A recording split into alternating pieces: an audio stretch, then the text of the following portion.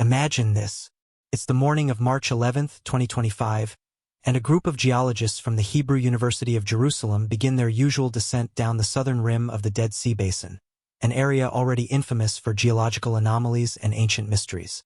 But what they're about to uncover beneath the brittle, salt-encrusted surface will ignite a storm of controversy that still hasn't died down. Just meters below the cracked, lifeless crust of Earth's lowest point, their ground-penetrating radar pings something strange. It's not a cave. It's not a fissure. It's structured, artificial, massive. They dig, slowly, carefully, and then, within just days, they uncover the top of a megalithic chamber, sealed for what could be thousands of years, untouched by salt, water, or time. The chamber, made of black basalt, seamless, no entry points, no erosion. Inside, well, that's where the story turns from curious to utterly unbelievable. What these scientists found under the Dead Sea has now become one of the most fiercely debated archaeological discoveries of the decade.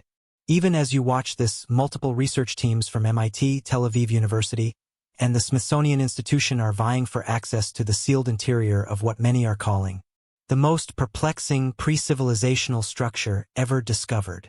Inside preliminary satellite imagery and magnetic scans, strange symbols, unfamiliar even to the most experienced linguists. Metallic readings, suggesting an alloy never before recorded in ancient metallurgy. And temperature anomalies, somehow impossibly warmer than the surrounding rock. In an area where temperatures haven't changed in millennia. As Dr. Maya El-Sayed, an archaeological physicist from Oxford, said in a now-viral press conference, whatever this is, it's not from any known period, civilization, or even architectural method we've ever seen before. It simply should not exist. In this video, we'll take you on a journey deep into the heart of this mystery. We'll explore the chamber's discovery, the surrounding ancient ruins it may be connected to, and the mind-bending artifacts recovered nearby, including one object so enigmatic, it's been nicknamed the Time Core. We'll also dive into the 4 other discoveries across the Middle East that may be connected, pieces of a puzzle stretching back not centuries, but perhaps 10,000 years or more. So buckle up, because what lies beneath the Dead Sea could rewrite everything we thought we knew about the origins of human civilization, and perhaps even hint at something far older, something forgotten. Welcome to our channel. If this story inspires you, go ahead and press subscribe button and turn on notifications for more updates. When the first slabs of salt-encrusted sediment were peeled away, no one expected to find precision. But there it was. The exposed top layer of the chamber wasn't just natural basalt. It had been polished, engineered. Laser-scanned later, the surface revealed microgrooves spaced at perfect intervals.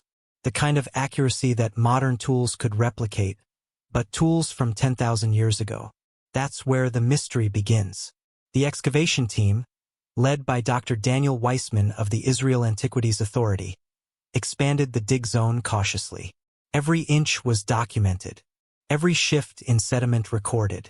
What they found beneath that first stone plate was a pattern, not decorative but geometric. A grid, a set of interlocking hexagons, laid into a foundation far too uniform to be accidental. This chamber, as the team soon realized, wasn't isolated. Ground-penetrating radar revealed corridors branching out like the spokes of a wheel. At least 6, possibly more, each extending into the bedrock beneath the Dead Sea's floor, suggesting an entire subterranean complex. Here's the astonishing part. These corridors align with celestial positions.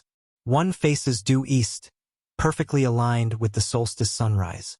Another matches the lunar cycle, a fact that sent shockwaves through the archaeoastronomy community. This was no mere shelter. It was designed with intent, perhaps for ritual, perhaps for science. And yet, no known civilization in this region, not Sumerian, not Babylonian, not even pre-pottery Neolithic cultures, possessed the tools or the cosmological knowledge to construct something so exact. Then came the interior core. Once engineers had drilled a narrow fiber-optic scope through a seam in the ceiling slab, what the camera revealed stunned everyone. Inside the central chamber sat a sphere, roughly 2 meters in diameter. Completely smooth, metallic, and levitating. Yes, levitating. Preliminary measurements showed the sphere was suspended 5 centimeters above a carved stone pedestal, with no visible support. Magnetic testing revealed fluctuating fields emanating from the object, but they didn't conform to Earth's natural magnetosphere. The alloy? Unknown. A composition of zinc, iridium, and 2 unidentified elements, not recorded in the periodic table. The implications were staggering. The team dubbed the object the time core, not because they believe it manipulates time, but because its material showed no radiometric decay. Carbon dating was useless. It refused to interact with any known aging technique. In scientific terms, it was temporally neutral, an object immune to the passage of time. Just outside the chamber, embedded in a lower corridor, archaeologists uncovered 3 tablets. Stone, triangular, engraved in a script that matches no known language. Not even the oldest Proto-Sumerian glyphs come close. And yet, the patterns are mathematically structured. Fractal repetitions, Fibonacci spirals, algorithms. One linguist from the University of Chicago described it as language behaving like code, less about communication and more about activation. Some believe the structure is not merely a tomb or temple. It's a machine. And here's where the evidence gets even stranger. Seismic readings taken near the core revealed rhythmic pulses, low-frequency vibrations in perfect intervals. Every 12 hours, the complex emits a short burst of infrasound detectable from kilometers away. At first thought to be natural tectonic noise, researchers now believe it originates within the structure itself. What is it signaling? To whom? And why? There's also the matter of the walls. Not the walls of the chamber, but the bedrock around it. Portions of the surrounding stone are fused, melted into glass-like channels that run vertically, as if the entire complex were lowered into place through solid rock using intense, localized heat. But even modern drilling lasers can't replicate that depth of fusion without destabilizing the structure around it. We're looking at construction techniques that shouldn't exist, especially not under the Dead Sea, especially not from an era before agriculture, metallurgy, or the written word. And yet, it's real, confirmed, measured, peer-reviewed. The Israeli Geological Survey, MIT's Advanced Materials Lab, and the German Archaeological Institute have all published preliminary findings. No hoax, no forgery. This is not a modern plant or a clever art piece. This is something ancient and advanced. As more corridors are cleared, the structure only grows more complex. Hollow spheres embedded in the walls. Crystalline tubes containing trace amounts of radioactive isotopes. Not enough to harm, but enough to baffle physicists. Small discs engraved with patterns that resemble modern circuit boards. Too precise to be symbolic, too dense to be decorative. Dr. Fatima Nouri, a theoretical physicist consulting with the team, summarized the feeling in one sentence. We're looking at a relic of a civilization that not only predated ours, but may have reached its peak before ours even began. And still, there are no human remains. No bones, no pottery, no tools, nothing to connect it to a known culture. Just structure, pattern, geometry, and that floating sphere. The question now is no longer how this was built. The real question is why. Was this place a vault? A temple? A warning? And as the excavation moves deeper, with drones mapping untouched corridors and AI-powered translations attempting to crack the code, one thing is becoming clear. We are staring into a mirror of forgotten history, a fragment of something vast, possibly global, possibly not even terrestrial in origin. This is no longer just an archaeological dig. It's a doorway into the deepest enigma of human existence. And we've only just opened it. What if this chamber beneath the Dead Sea isn't alone? What if it's part of something much larger? As word of the discovery spread, researchers around the globe began revisiting sites long dismissed as anomalies. Satellite imaging, thermal scans, archived excavation logs. Patterns began to emerge, connections stretching across oceans and deserts, threading through the ruins of civilizations separated by time, language, and belief. And the first link? Göbekli Tepe, the oldest known megalithic site on Earth, buried deliberately over 11,000 years ago in modern-day Turkey.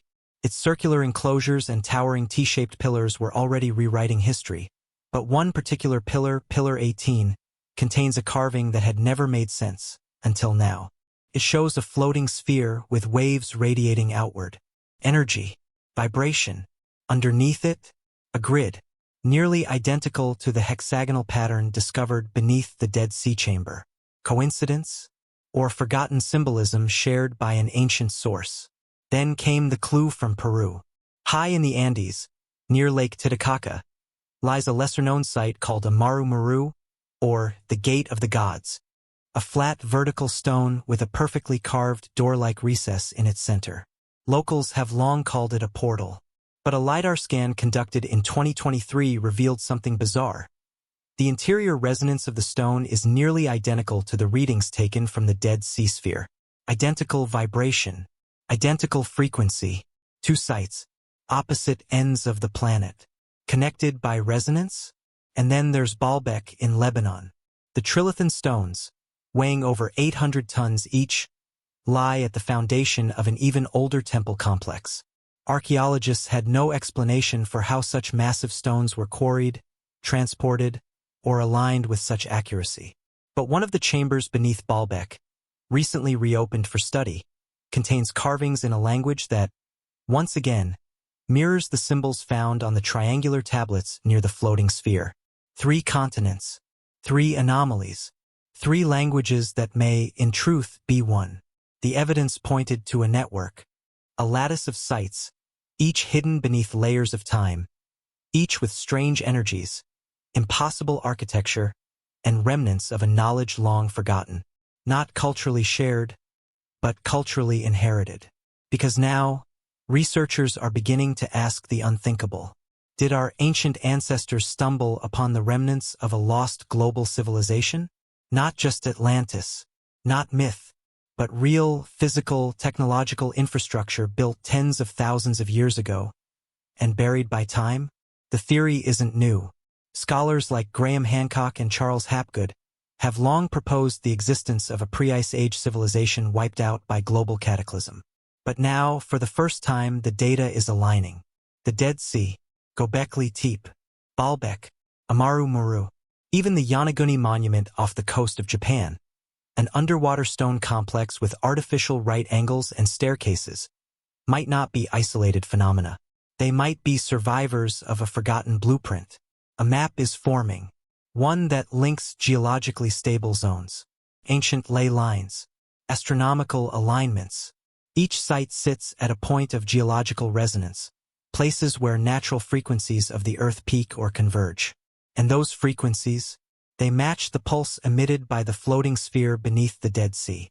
Every 12 hours, on the dot, across the globe, in caves, temples, and mountaintops, instruments are now picking up similar low-frequency vibrations.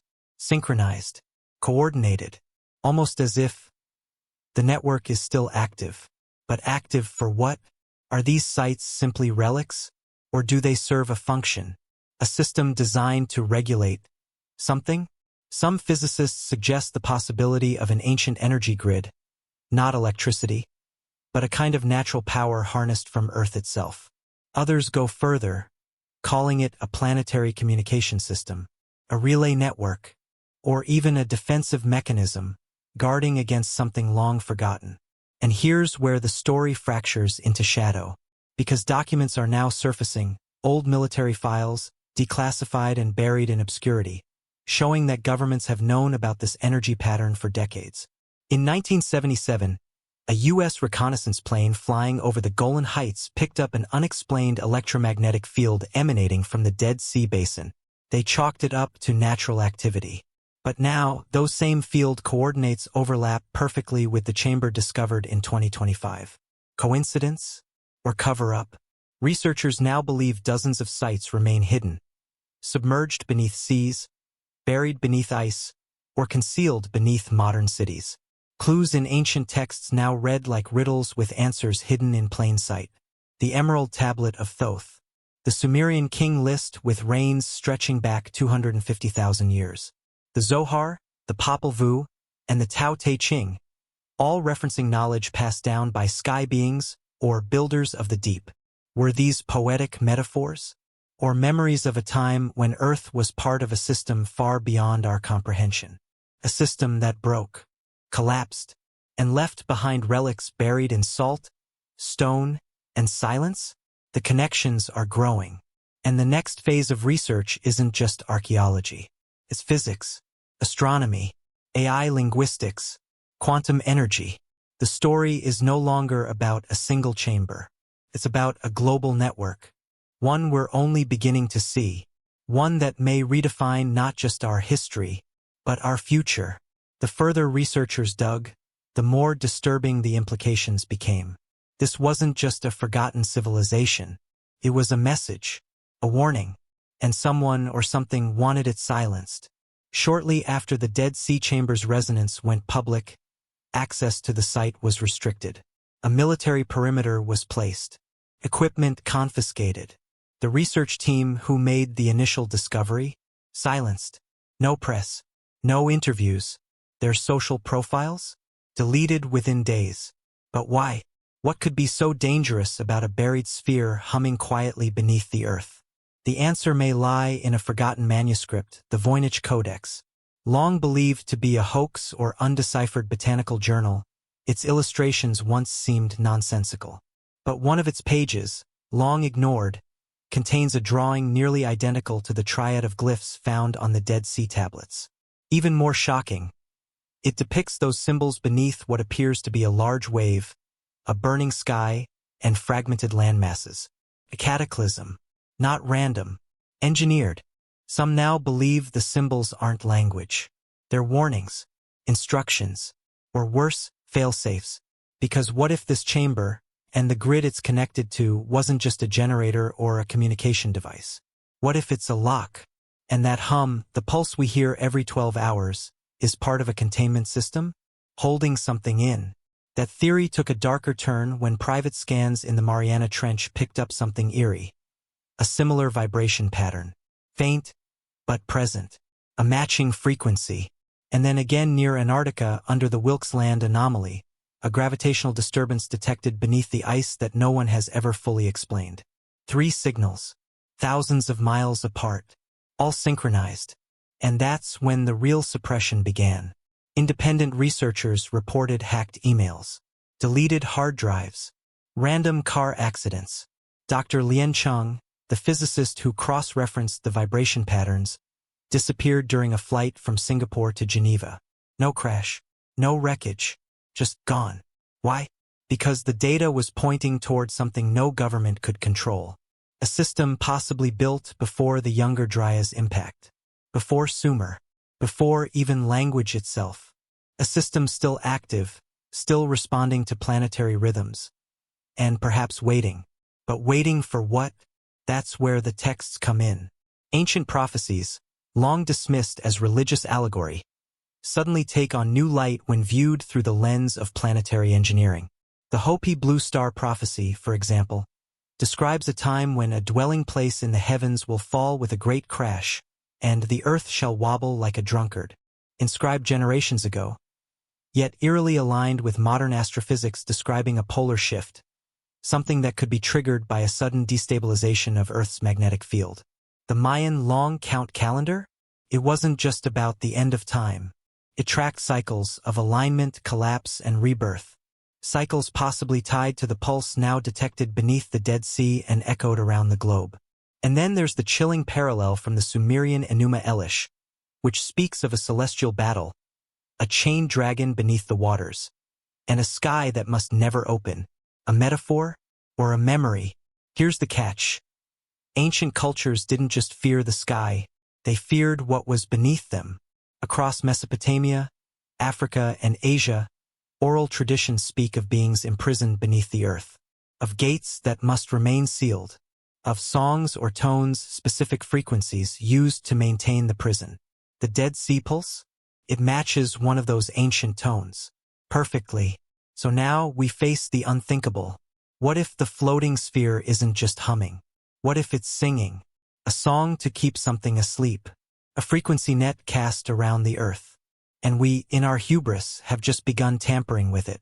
Because recently, in early 2025, a group of researchers in Geneva began experimenting with quantum resonance, trying to recreate the exact tone discovered in the Dead Sea chamber using synthetic fields. The result? A global spike in low-frequency tremors, swarming earthquakes in otherwise stable regions, and, most curiously, a momentary disruption in radio signals across the Mediterranean basin, as if something deep below stirred, and then settled. Coincidence? Maybe. But here's the terrifying truth. There's no manual for what we're dealing with. No guidance for reactivating systems millennia beyond us. And yet, the governments of the world, or perhaps someone even higher, are pushing forward. Funding digs, ordering satellite blackout zones, patent-blocking frequency generators, actively working to control something they do not understand. Because power, even dangerous power, is always coveted. But the ancients weren't trying to control it. They were trying to warn us. And now that warning is being buried, again, beneath red tape, classified files, and public amnesia. But there's a new generation watching, listening, asking questions. And this time, we might uncover the full truth before it's too late. Imagine this, a signal buried beneath the earth, pulsing at precise intervals. Too regular to be natural, too ancient to be ours. What began as an archaeological curiosity is now shifting the very foundations of modern science. It started in Switzerland at the Quantum Resonance Labs of CERN. A small team, operating independently of official research, began analyzing the harmonic frequency discovered in the Dead Sea chamber. Their findings? Alarming. The tone wasn't just sound. It was data, encoded, layered, structured, as if each pulse carried instructions or memory. At first, they assumed it was a glitch, but repeated tests revealed the same thing. Embedded harmonic frequencies arranged in perfect Fibonacci ratios. Nature's code.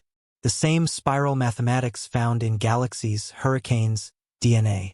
Suddenly, this wasn't just an ancient signal. It was architecture built into the fabric of life itself. And it didn't stop there. Biologists exposed cellular cultures to low-dose versions of the tone. The result? Accelerated healing, cellular regeneration, DNA self-correction. The team was stunned. What they had assumed was a planetary hum was now behaving more like an ancient operating system, one capable of interacting with biological life. Is this what ancient myths meant by the breath of the gods? A force not magical, but mathematical? Not divine, but designed? The implications were staggering. Researchers from Tokyo University found that certain megalithic sites, Stonehenge, Göbekli Tepe, even the Moai of Easter Island, were aligned not just astronomically, but resonantly. Each one positioned to amplify or respond to the same frequencies recorded beneath the Dead Sea. As if these ancient monuments were part of the system, receivers, regulators, or perhaps reminders. Reminders of a technology that didn't separate science from spirit. That saw healing, memory, and vibration as one. Then came the breakthroughs in energy. In 2025, a lab in Finland developed a prototype for resonance-based power transfer. Using the same harmonic tones discovered in the buried sphere, they transmitted energy across 12 kilometers wirelessly with zero loss. The technology echoed the legends of Atlantis, a civilization powered by sound and crystal, able to move objects and light cities using vibrational conductors. Were these stories metaphors? Or simply misunderstood history? Because now the pieces were aligning. And the past wasn't just being uncovered, it was being reactivated. But not everyone was celebrating. Military contractors began filing patents for sonic weaponry based on the resonance equations. Black budget projects emerged focused on frequency manipulation for geostructural purposes. In simple terms, earthquake creation. Once again, the warning came full circle. We stood at a crossroads. Unlock the healing and energy potential of ancient science, or weaponize it in the name of control. And still, the pulse continued. Unchanged, steady, patient. But here's what terrified scientists the most. It's getting stronger. In March of 2025, satellite-based magnetometers recorded a slight increase in the pulse's amplitude. A 0.6% rise, barely noticeable to the public. But to physicists, a seismic shift, because it meant the system was responding to what some believe human activity is triggering it. Others suggest it's the sun.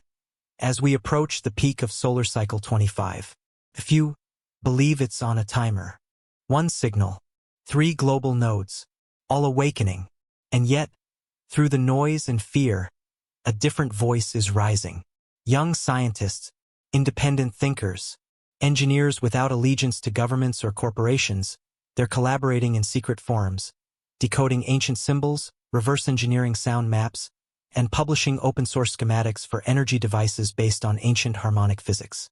For them, this isn't just a mystery, it's a responsibility. Because if the ancients went to such lengths to preserve this system, to encode it in stone, myth, and legend, then maybe they weren't trying to impress us. Maybe they were trying to prepare us, not just to uncover the technology, but to understand the consequences. And now, with the world listening, from underground chambers in Israel to icy anomalies in Antarctica, from the labs of Geneva to the deserts of Egypt, one truth is becoming impossible to ignore. We're not discovering ancient science. We're rejoining it. Imagine you're holding a mirror, but not the kind that reflects your face, the kind that reflects time. That's what this discovery has become. Not just an echo from the past, but a reverberation from something deeper, stranger, maybe even nonlinear.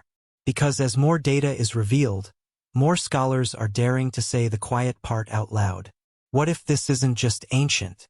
What if it's not from Earth at all? That brings us to the most controversial theory of all, the one whispered behind closed doors at major universities and cautiously footnoted in scientific papers, the pre-civilizational intervention hypothesis.